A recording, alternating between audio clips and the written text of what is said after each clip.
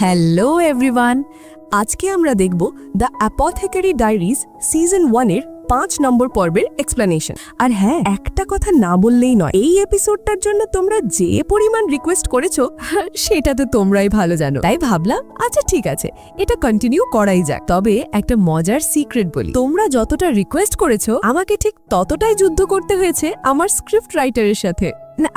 এই এপিসোডের স্ক্রিপ্ট লেখানোর জন্যই। যাই হোক, আর বেশি দেরি না করে চলো সরাসরি গল্পের জগতে ডুব দেওয়া যাক। এপিসোডের শুরুতেই আমরা সেই লোকটিকে দেখতে পাই যে প্রাসাদের ভেতরে পাগলের মতো চিৎকার করছে, কারণ তার হাতে অদ্ভুত এক রোগ হয়েছে যা তাকে অসহ্য যন্ত্রণা দিচ্ছে। সে যখন নিজের হাতের দিকে তাকায় তখন দেখতে পায় যে তার পুরো হাতটা লাল হয়ে গেছে আর ফুলে উঠেছে। দেখে মনে হচ্ছে যেন হাতটা পুড়ে গেছে, কিন্তু কিভাবে হলো তা সে নিজেও জানে না। তার চোখে মুখে স্পষ্ট ভয় আর আতঙ্ক। অন্যদিকে আমরা দেখি জিনসি তার তলোয়ার চালানোর অভ্যাস করছে। তার সাথে যে অনুশীলন করছে তার নাম বাসেন। জিনসি বাসেনকে বলে যে সে বেশ ভালো লড়াই করছে। উত্তরে বাসেন বলে, জিনসি, আপনি আগের থেকে অনেক বেশি শক্তি ব্যবহার করতে পারছেন। প্র্যাকটিসের পর জিনসি তার সহকারী গাওশুনের সাথে বসে মাও মাও এর ব্যাপারে খোঁজ খবর নেয়। সে সরাসরি মাও মাও এর নাম না নিলেও তার কথা বলার ভঙ্গি থেকে পরিষ্কার বোঝা যায় যে সে কার কথা বলছে। জিনসি জিজ্ঞেস করে ও কেমন আছে, ওর ওজন কি একটু বেড়েছে? তার সহকারী মুচকি হেসে উত্তর দেয়, হ্যাঁ, আমার তো মনে হয় ওর ওজন আগের থেকে একটু বেড়েছে। এখানে আমরা বুঝতে পারি যে জিনসি আর তার সহকারী দুজনেই মাও মাও এর কথাই বলছিল। জিনসি মনে মনে ভাবে যে মাও মাও এর একটা অন্য রূপও আছে যা সে আগে কখনো দেখেনি, কারণ মাও মাও সাধারণত কখনো রাগ করে না, কিন্তু আগের এপিসোডে সে মাও মাওকে রেগে যেতে দেখেছিল। এই ব্যাপারটা জিনসিকে বেশ ভাবাচ্ছে। সে মাও মাও এর প্রতি আরও বেশি আগ্রহী হয়ে উঠছে। এরপর সিন বদলায় এবং আমরা মাও মাওকে দেখি সে জঙ্গলের মধ্যে কিছু একটা খুঁজছে আর অবশেষে সেটা পেয়ে যায়। সে খুশিতে বলে ওঠে, যাক, পেয়ে গেছি। আসলে মাও মাও এক বিশেষ ধরনের মাশরুম খুঁজছিল। মাশরুমটা দেখে তার মুখে একটা মিষ্টি হাসি ফুটে ওঠে। দেখেই বোঝা যাচ্ছে যে এটা তার অন্যতম প্রিয় জিনিস। সে মনে মনে বলে, এবার এটাকে রান্না করার সময় হয়েছে। এই ভেবে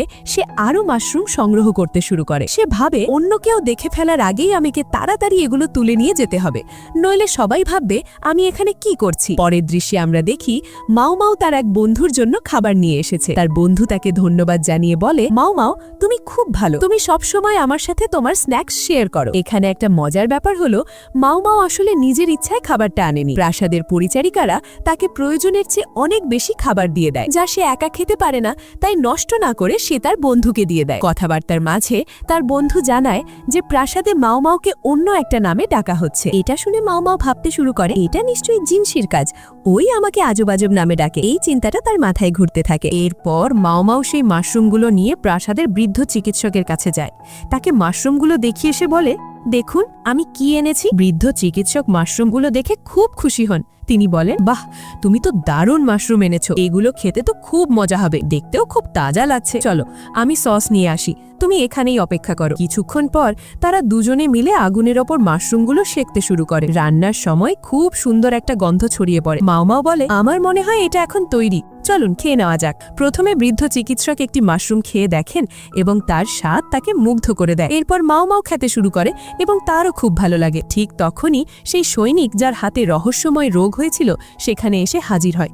সে কাঁদতে কাঁদতে বলে, আমাকে অভিশাপ লেগেছে, দয়া করে আমাকে বাঁচান, এর জন্য কি কোনো ওষুধ আছে? এই বলে সে তার লাল হয়ে যাওয়া হাতটা তাদের দেখায়। মাও মাও তাকে শান্তভাবে বসতে বলে এবং জানায় যে সে দেখছে কোনো ওষুধ পাওয়া যায় কিনা। সৈনিকটি তখন তার সাথে কি ঘটেছিল তা বলতে শুরু করে। সে জানায়, আমি 2 রাত আগে প্রতিদিনের মতোই প্রাসাদের আবর্জনা পোড়াচ্ছিলাম। প্রাসাদের পশ্চিম দিকে যত আবর্জনা জমা হয় সেগুলো পোড়ানোর দায়িত্ব আমার। সেদিনও আমি আবর্জনা পোড়াতে গিয়েছিলাম। মাও মাও জিজ্ঞেস করে, তারপর কি হলো? সৈনিকটি বলে, আবর্জনার মধ্যে আমি কোনো এক মহিলার ব্যক্তিগত পোশাক খুঁজে পাই। আমি কৌতূহলবশত ওটা তুলে দেখি, কিন্তু তারপর আবার আগুনের মধ্যে ফেলে দিই। কিন্তু যেই মুহূর্তে আমি ওটা পোড়াই, আগুনের রং হঠাৎ অদ্ভুত হয়ে যায় এবং একটা ঝলকানি হয়। এরপর আমি দেখি আমার হাত দুটো লাল হয়ে গেছে। আমার মনে হচ্ছে এটা কোনো অভিশাপ যা আমার উপর ভর করেছে। আমি জানি না এটা ঠিক হবে কিনা। মাও মাও তার কথা মন দিয়ে শোনে। তার হাবভাব দেখে মনে হয় সে বুঝতে পারছে যে এটা কোনো অভিশাপ নয়, বরং কোনো রাসায়নিকের প্রভাব। সেই সৈনিকটিকে একটি মলম দিয়ে বলে, চিন্তা করো না, তুমি এই ওষুধটা হাতে লাগাও,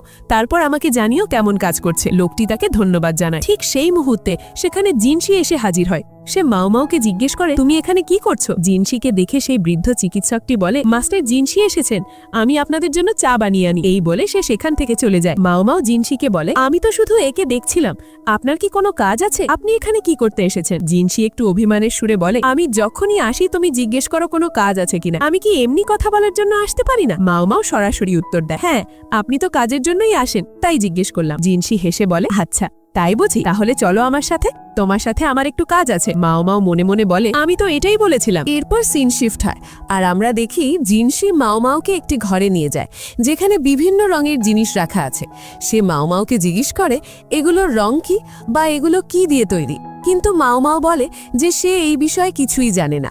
সে আরো বলে জলের মধ্যে লবণ মেশালে তার রং খুব একটা পরিবর্তন হয় না। এখানে বোঝাই যাচ্ছে যে জিনশি আসলে মাওমাওয়ের সাথে কথা বলার একটা অজুহাত খুঁজছিল। মাওমাও বলে, এই বিষয়ে আমার কোনো অভিজ্ঞতা নেই, তাই আমি আপনাকে সাহায্য করতে পারবো না, আমি এখন চলি।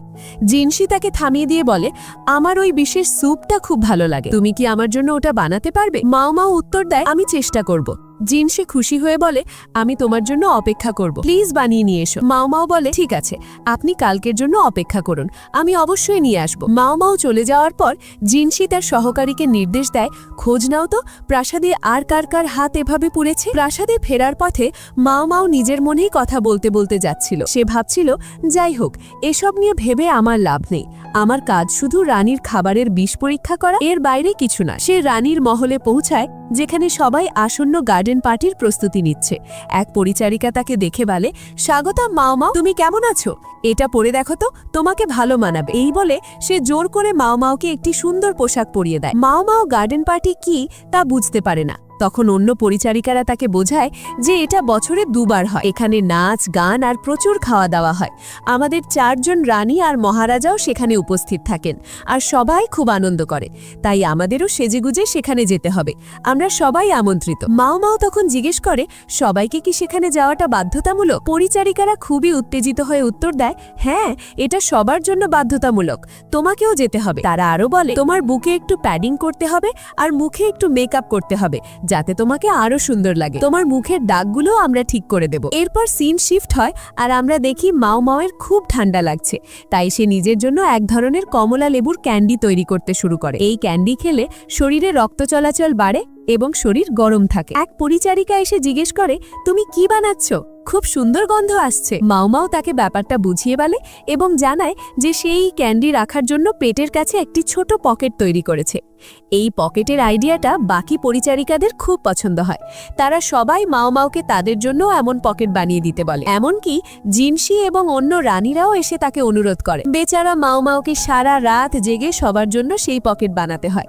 এর জন্য প্রয়োজনীয় কাপড় জোগাড় করা, সেগুলো কাটা, সেলাই করা, আবার সকালে রানীর মহল পরিষ্কার করা, এই সব করতে করতে সে পুরোপুরি ক্লান্ত হয়ে পড়ে। কাজ শেষ করে সে ভাবে, যাক অবশেষে শেষ হলো, কিন্তু পরক্ষণেই তার মনে হয় গার্ডেন পার্টি তো কালকেই, আরো 2-4টে বানিয়ে রাখা উচিত। এই ভেবে সে আবার কাজ শুরু করে দেয়। তার এই আচরণ থেকে বোঝা যায় সে মুখে যতই বিরক্ত হোক না কেন, আসলে সে খুবই দায়িত্বশীল এবং অন্যদের সাহায্য করতে ভালোবাসে। অবশেষে গার্ডেন পার্টির দিন চলে আসে। রানী গিয়োকিও খুব সুন্দর করে সেজেছে, তাকে দেখে সবাই মুগ্ধ হয়ে যায়। পরিচারিকারা বলে, আপনাকে খুব সুন্দর লাগছে। রানী গিয়োকিও খুশি হয়ে মাওমাওকে একটি সুন্দর নেকলেস উপহার দেন। এরপর পরিচারিকারা মাওমাওয়ের মেকআপ করার জন্য আসে। তারা যখন কাপড় দিয়ে তার মুখ পরিষ্কার করতে যায় তখন এক অবাক করা ঘটনা ঘটে, তার মুখের সমস্ত দাগ উধাও হয়ে যায়। আসলে সেগুলো দাগ ছিল না, ছিল মেকআপ। মাওমাও মনে মনে ভাবে, ইস এরা তো আমাকে ধরে ফেললো। ঠিক সেই সময়ে সেখানে জিনশি আসে। সে প্রথমে রানীর প্রশংসা করে বলে, আপনাকে অসাধারণ লাগছে, আপনার চেয়ে সুন্দর এখানে আর কেউ নেই। এরপর সে মাওমাওয়ের দিকে ঘুরে তাকায়। আসলে সে মাওমাওয়ের সাথেই দেখা করতে এসেছিল। যখন মাওমাও তার দিকে ফেরে, জিনশি তাকে দেখে একেবারে স্তব্ধ হয়ে যায়। মেকআপ ছাড়া মাওমাওকে অসম্ভব মিষ্টি আর সুন্দর লাগছিল। জিনশি কথা বলতে পারছিল না। সে আমতা আমতা করে জিজ্ঞেস করে, তুমি কি মেকআপ করেছো? মাওমাও বলে, না আমি মেকআপ করিনি। জিনশি আবার জিজ্ঞেস করে, তাহলে তোমার মুখের দাগগুলো কোথায় গেল? মাওমাও শান্তভাবে উত্তর দেয়, আমি কোনো মেকআপ করিনি, বরং আমি মেকআপ তুলে ফেলেছি। জিনশি বিভ্রান্ত হয়ে যায়। সে বলে, আমি তোমার কথা কিছুই বুঝতে পারছি না, তুমি কি খুলে বলবে ব্যাপারটা কি? তখন মাওমাও ব্যাখ্যা করে, আমি প্রতিদিন মুখে মেকআপ করে ঘুরতাম আর তোমরা সবাই আমার সেই মেকআপ করা মুখই দেখতে।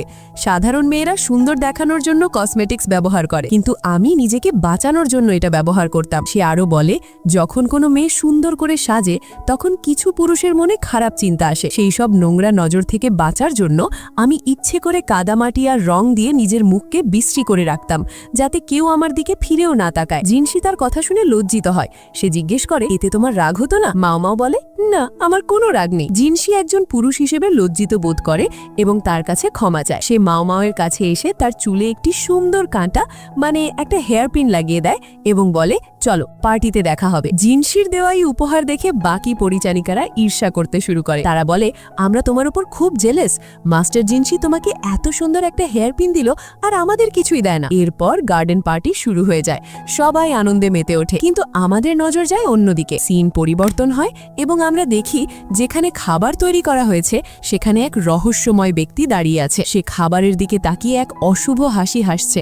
তারই হাসি দেখে মনে হচ্ছে সে কোনো ভয়ঙ্কর পরিকল্পনা করছে। আর এই সাসপেন্সের সাথে এপিসোডটি এখানেই শেষ হয়ে যায়। তো বন্ধুরা, আজকের জন্য এইটুকুই। এপিসোডটা তোমাদের কেমন লাগলো অবশ্যই কমেন্ট করে জানিও। দেখা হচ্ছে খুব তাড়াতাড়ি পরের এপিসোডের এক্সপ্লেনেশন নিয়ে। ততক্ষণ পর্যন্ত take care and good bye.